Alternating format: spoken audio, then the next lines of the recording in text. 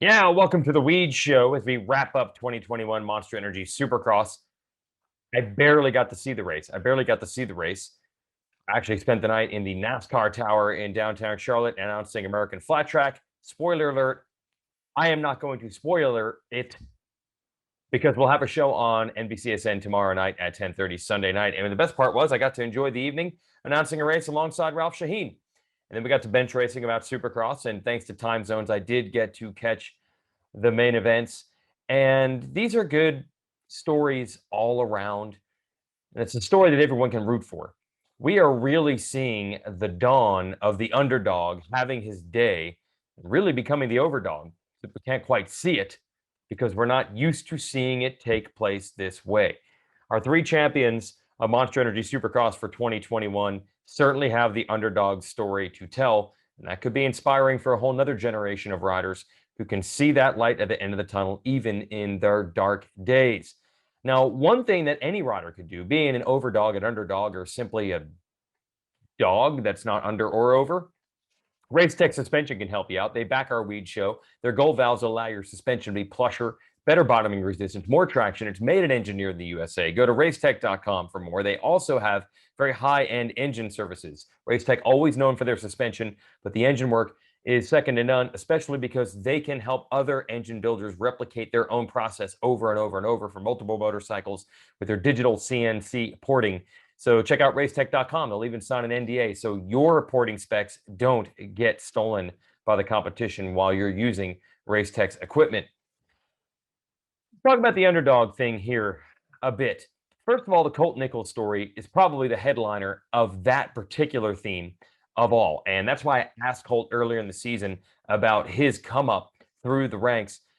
I was a doubter, like everybody else. At one point, look, Nichols was an amateur. I remember him. He was a nice kid. He rode good. It wasn't anything amazing. And then he had to go through arena cross and he was on some privateer teams. I think it was the BQ 360. I don't even remember. Crossland Racing, a team out of Oklahoma. And Colt showed some speed and some talent. And then he got on a cycle trader, Rock River Yamaha, and he rode really well a few times. And then all of a sudden, people were abuzz. They were abuzz with the talent that Colt Nichols had. And then he got on those sweet Monster Energy Star Racing Yamahas. But I don't know. I wasn't seeing it at that time. And I'm going to be completely and totally admitting that. That I was like, man, he had a couple good rides at Rock River, but how good is he really going to turn out to be? Now, ever since he's gotten on Star, he's been great, or he's been hurt. But when he's ridden, he's been absolutely upfront all the time. But let's be honest, this is still someone that had to go through arena cross and through a privateer team to finally get this level of ride. So this is an underdog tale, absolutely. And even going into this season, Colt Nichols, despite having won Anaheim 2 years ago, having led the points for a while, have had great finishes and have shown his talent and speed. I was no longer a doubter, but he still probably wasn't on the top of anyone's list as a must. This guy will win a championship this year, except for one man, Phil Nicoletti, who did tell us preseason that Colt will win a title. We didn't know what coast anyone would even be racing, but Phil said it doesn't matter. Colt's going to win. And it's amazing to see that kind of thing happen. This is a guy that just had to keep grinding. And he even admitted at one point earlier in the season that he didn't know if it was going to be college or racing at one point when he was not making any money. He even had to go down to Costa Rica to just make money over the summer and race a series down there just to get some purse money because it wasn't happening at the highest level here.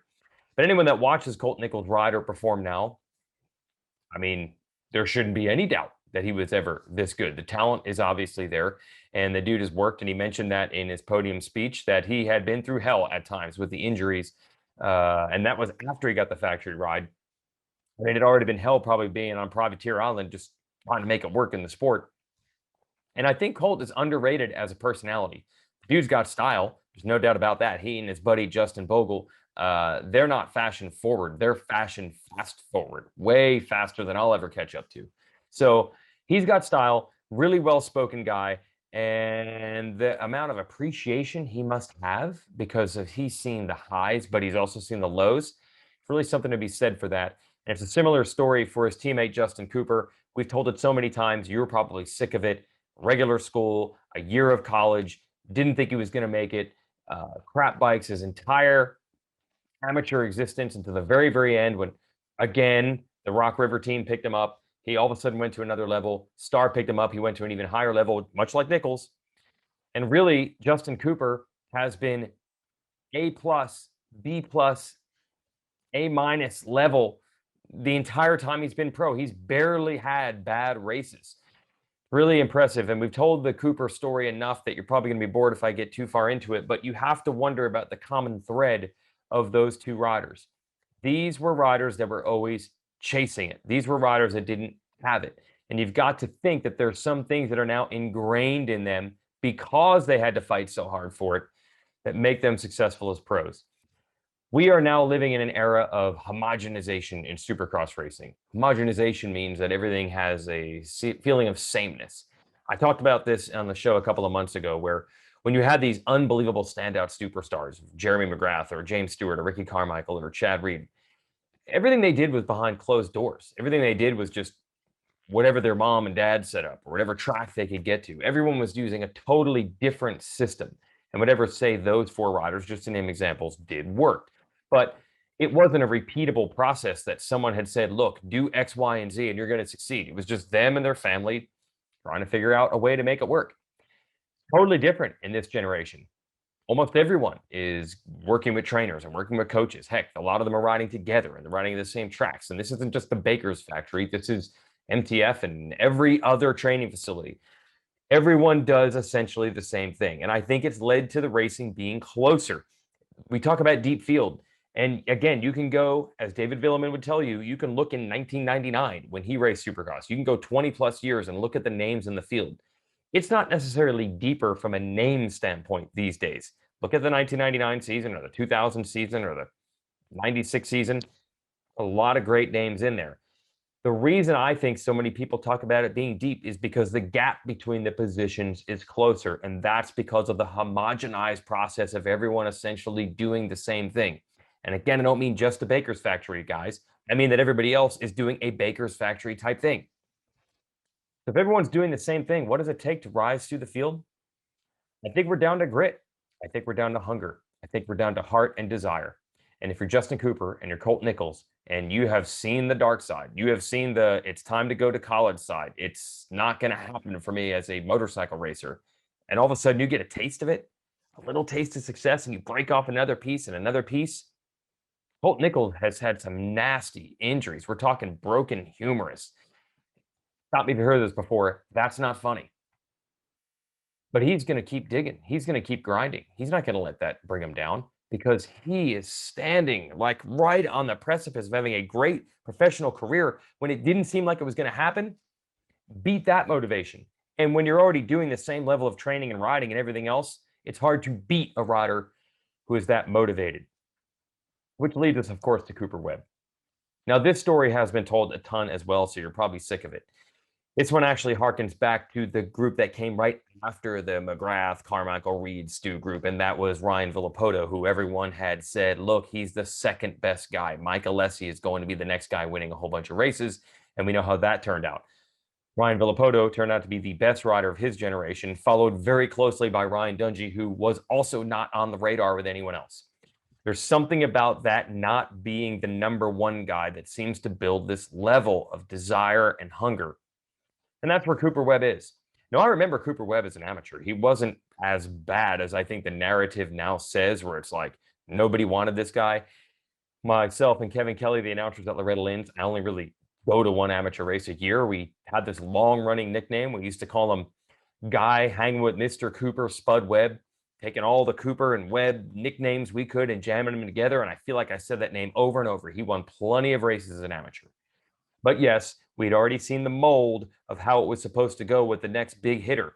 And that was the Adam Cianciarulo mold, the Team Green ride, the Alden Baker thing, the get on the pro circuit team.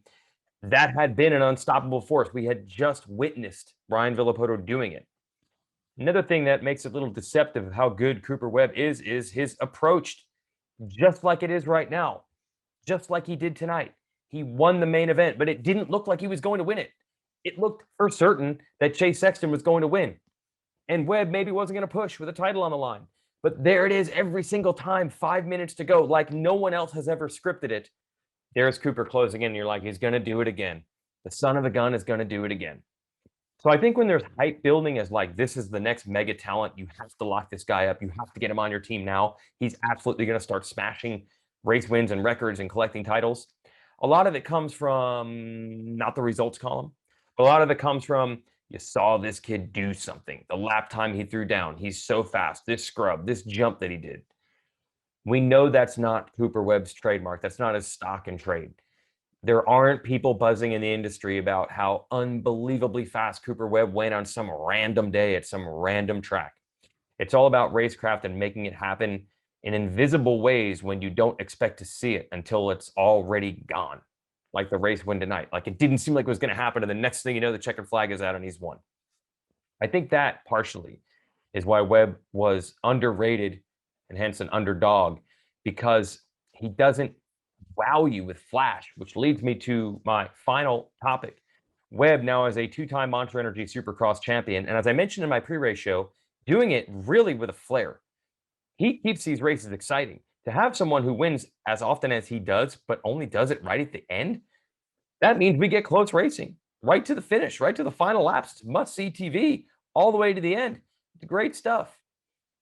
So he does it in a really dramatic way, and now the numbers are really starting to convince you that, well, he's the best guy of his generation, and I don't know if this is going to stop anytime soon. So why is there not that level of appreciation for Cooper Webb still? He's still, I don't believe, as popular or as well received with fans as his race resume would lead you to think. And if you think about it, he's not vanilla in his interviews. We all know he's got that hint of cockiness to him that a lot of fans said that they want. Why is it not catching on? How long will it take to catch on? I think we're on the precipice of that too. I think possibly by next season, but I think by 2 years for sure. It's all going to turn for Cooper Webb. I think he's going to get a better handle on the media fan side where he's going to just let a little bit of that chip on the shoulder leak out. Not in a way that's so cocky that it turns people off, because I think that's part of the reason that he's not as popular as he should be right now, because his 250 days, he did a lot of that. And I think some people liked it and some people did not. But I think you're going to see Cooper as he gets into a more advanced part of his career. He's going to start harnessing these things, and he's going to start harnessing using this stuff. It makes the day more enjoyable when fans are cheering for you and you have this kind of support. And in addition, as a two-time champion now, a Monster Energy Supercross, I think he has to start taking the mantle as the guy to put the sport on his shoulders a bit and try to carry it, not just from a I win races on the track standpoint, but in a spokesperson for the sport. And I think he's actually set up a lot more effectively to do that than you might realize right now. Yeah, he's a two-time champ, but give him a few more seasons and he might be the off-track champion. Not that he's been a bad guy right now. I feel like since he switched to KTM, he's been very respectful all around, and he's stayed out of the gutter and stayed out of the gossip and the drama. But I think you're going to see more than that. I think you're going to start seeing the same sort of flair in his personality off the track that you see in the unique way that he wins races on it. And then we're all winners for that. Because when your champion has a little bit of outspokenness and a little bit of extra personality, but not too much, we're all winners then. But it starts with the underdog mentality that has fueled the fire for this year's champs. And when everyone's essentially doing the same thing, where can you get that edge? These guys found it. The edge is that chip on the shoulder. The edge is right up here. And it leads to exciting racing and deserving champions. We'll see you outdoors in a few weeks for the Weege Show. Thanks for watching.